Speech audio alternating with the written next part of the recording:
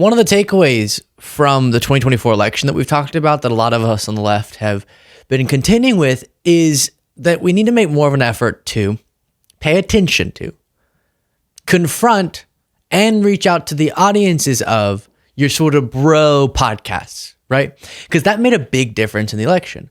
There's this project that's not really coordinated, but is definitely happening, that takes viewers of shows that aren't explicitly political, that aren't even really making an effort to be that political, but then through cultural associations, brings them over into a belief that they're MAGA. And then Trump or other figures show up on these platforms, and whether it be Aiden Ross or the example here will be Fresh and Fit, you end up having an audience of people who doesn't keep up a ton with politics, but is more focused on men-women relations and the red pill stuff, which gets into sort of politically adjacent territory based on culture. All of a sudden, this huge audience thinks they're MAGA and votes accordingly. And so we're starting to explore that. And I want to check in on this Fresh and Fit podcast. A caller called in asking about his breakup, asking for advice from the two hosts of this show about his breakup. And you'll see just the tone, the language that's used by especially Myron here, the guy on the left. He left of the screen, not left politically. You can see how a deep, deep disdain just for, I don't want to be overly hyperbolic here. We'll say a deep disrespect for women. And that ideology, if you can fan the flames of male insecurity about women, about their relations with women, you can really easily exploit that to push them into a right-wing political ideology. And that's what's happening. So listen to this and I'll discuss as we go along. While you do watch, please do click the subscribe button. So here's the caller laying out his situation. Then you'll see Myron's response. Videos on how to get over like breakups and shit. It's only my second relationship. Why'd she leave you? Why'd she leave you? So her mom texted me because I got blocked randomly. Like literally, it was random. She ended up blocking me on everything, and then her mom texted because I ended up like calling her off my second phone. I was like, "What the f*** happened?" I was genuinely confused, you know. And her mom was like, "Hey, she doesn't want to talk to you no more." Da da da da. And she basically said like, "You're too controlling or whatever." But the thing is, like, when I asked her, "What do you mean? How am I controlling?" She ended up like saying all these things like, "You have her location, you have her IG." And all this other stuff. But the thing is, she gave me her IG willingly. We both have each other's location. And not just that, it's like, it was kind of reciprocal. You know what I'm saying? So I don't know how it could. So before we get to the reaction, I couldn't tell if the guy was saying I had her ID or IG, like Instagram. I think, otherwise this is psychotic. I think he's saying IG, like they're logged into each other's IG so they can see if anyone's DMing the other person, or at least he's logged into hers. That would be crazy if he had like her driver's license and then she had to request for it or something.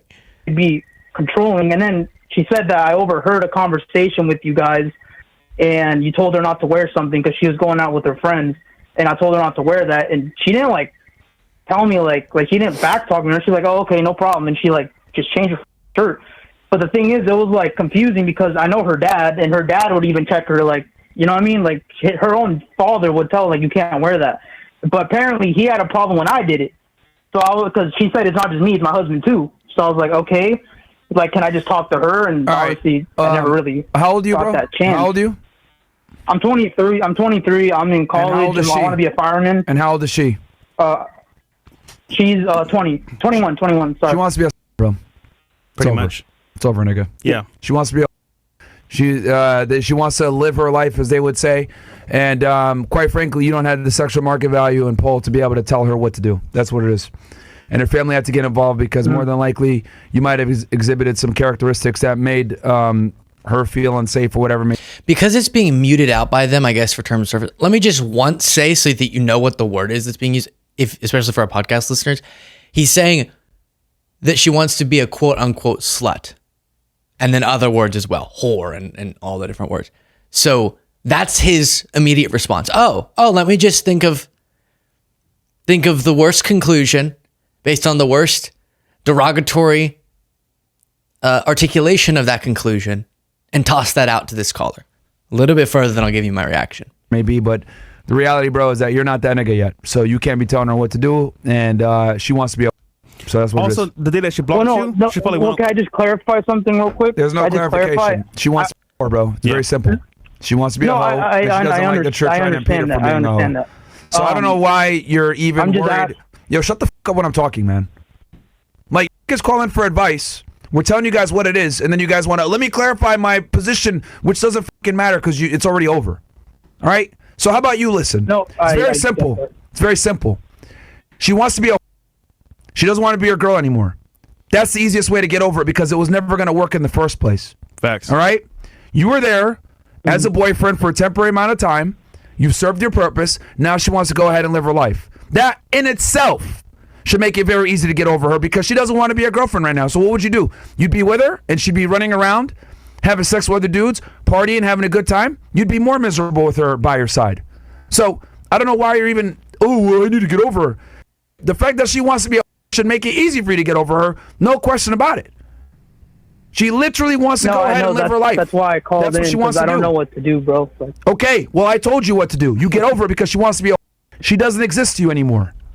It's very simple. Brother, I want you to imagine girl and you sitting there watching. And the fact that her parents are even intervening, the fact that her parents are intervening is an even bigger red flag. Okay, so then the other guy who doesn't really contribute much, I've noticed, I guess he's the one that they describe as fresh. But he says something about the guy needs to picture his ex having sex with somebody else, and then does the motion there very, very maturely.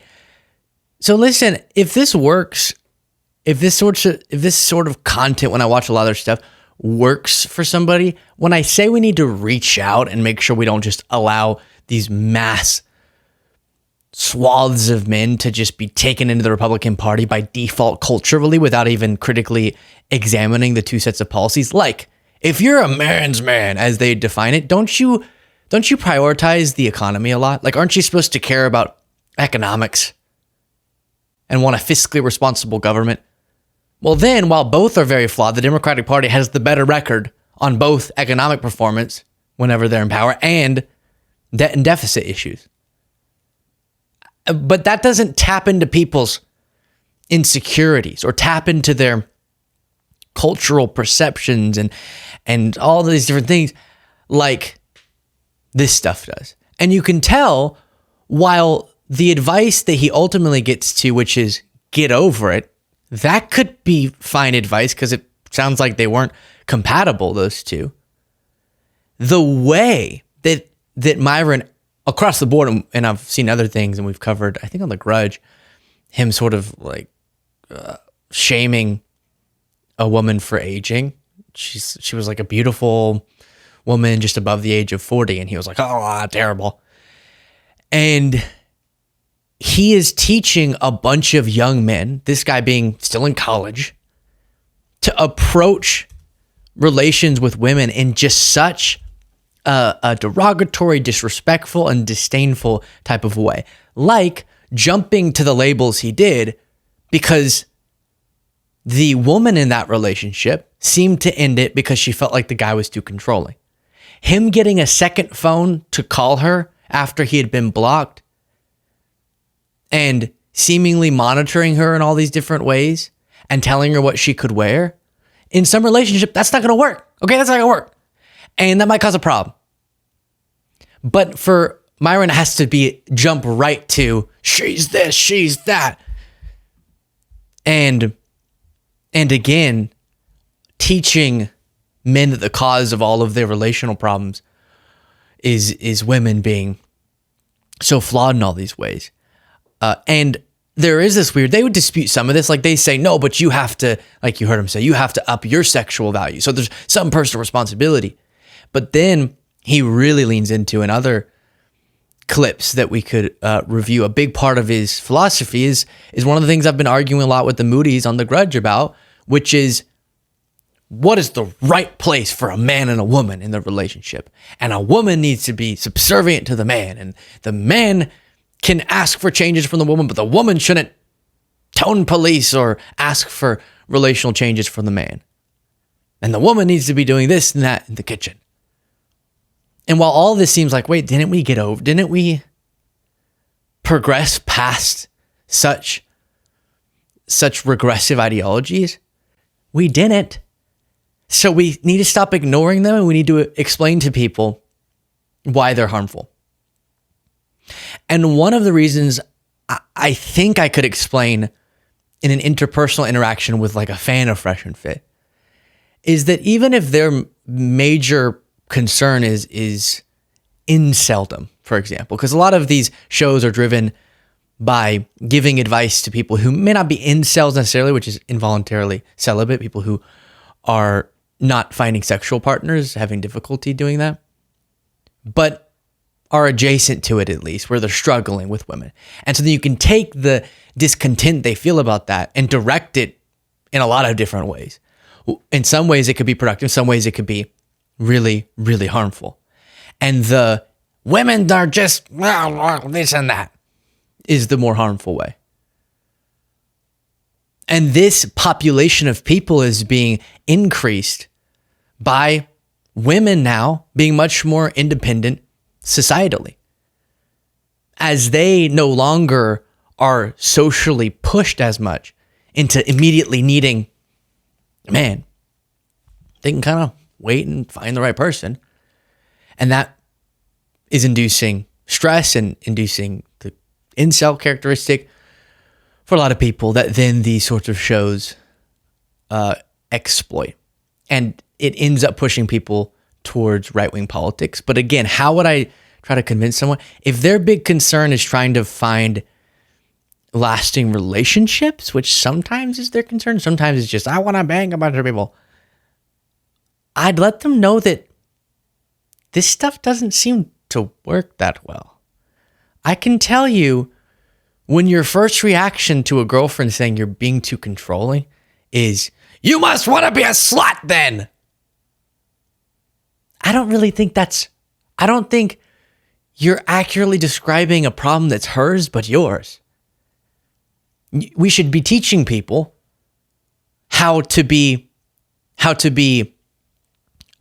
secure enough in themselves and independent enough and perceive themselves to have enough value that they don't need to jump to such an insecure reaction, but instead can try to work out problems in relationships as constantly come up, or realize you're not compatible with someone and part ways respectfully and without all of the derogatory assumptions. But it is going to be very counterproductive, and this is the big thesis of covering this, for the followers of these shows when they go into the dating market with this approach. Because very few women now, or you could reverse it in different senses, but this is mostly men being taught about how to treat women for these sorts of podcasts. Very few women now are willing to deal with somebody who has the type of disrespect, who treats them in the type of ways that I see these red pill shows advocating. So you're hurting the followers that you're talking to. Now, advice like, hey, work on fitness. Hey, you should grind and work really hard and try to make it out there and whatever your passion is so that you're valuable in other ways than just your physical appeal. So that you have different things going for you. You can meet different people that way. Great. You should be healthy. Awesome. But they always pair that advice with an underlying blame and hate. It's hard to describe it as something else directed towards women. And I think that's backfiring for these guys. And I'll come back to it. I personally am not in a long-term relationship at this point in time. It's just around the corner. I can feel it now. But growing up, I had the best example of a really happy relationship. My parents. Very lucky. I can tell you that of all the different couples I've seen, the happiest, including my parents and many others, who are coming on decades and decades and decades of being married, across the different relationships that I've observed, I'm yet to find a super happy one and lasting one that takes the fresh and fit approach, the red pill, you need to own her approach. But relationships like my parents, relationships like friends they have, the people they surround themselves with, and many others that see each other as equals, have mutual respect, respect each other's dreams and aspirations, and problem solve in relationships more than just, you must want to sleep around if you have an issue with my controlling this. Those are the happier ones. Because few people will let themselves be subjected to that forever, to what we just watched forever. But a lot of people want to be subjected to a mutually respectful, mutually loving relationship that's premised on the idea that you value each other and that you have this mutual effort to strive to be better for each other, as opposed to, I own you, so now you're stuck. Or if you don't want to be with me, you must be a trash person.